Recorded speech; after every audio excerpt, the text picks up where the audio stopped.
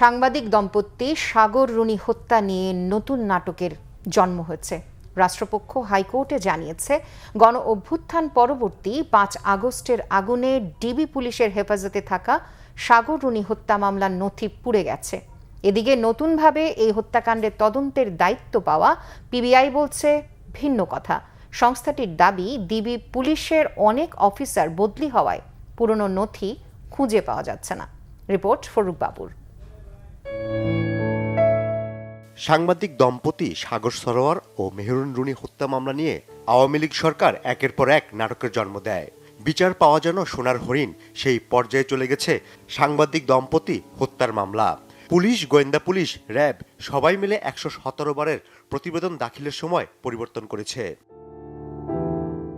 এখন সাগর রুনি হত্যার তদন্তের দায়িত্বে রয়েছে police bureau of investigation PBI.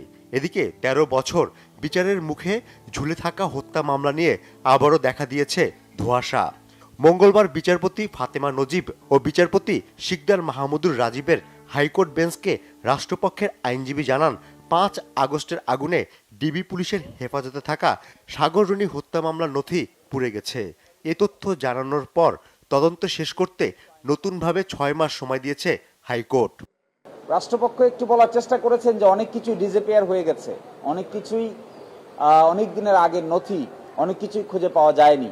CD, DVD কোন জায়গার কি হয়েছে, মিসপ্লেস হয়ে গেছে, যথেষ্ট জায়গায় নাই, এই সমস্ত কথা তিনি বলেছেন। কারণ আদালত প্রশ্ন করেছিলেন এত সময় কেন দরকার হবে। 9 মাস যেহেতু তারা সময় চেয়েছেন, সেই জন্য তার জাস্টিফিকেশন করতে গিয়ে কিছু কথা বলেছেন যে এভিডেন্সগুলো অনেক কিছু ডিসঅ্যাপিয়ার হয়ে গেছে। তো এগুলো সব আসলে যেহেতু তদন্ত চলমান, কিছুটা সংবেদনশীলতা আছে, সব চাইলেও আমরা ডিসক্লোজ করতে পারিনি। আমি প্রগ্রেস রিপোর্ট দেখেছি, তিনি প্রগ্রেস রিপোর্ট নিয়ে এসেছেন, আদালতের সামনে আমাকে দেখিয়েছেন, আমার সেটা প্রাথমিকভাবে দেখার সুযোগ হয়েছে।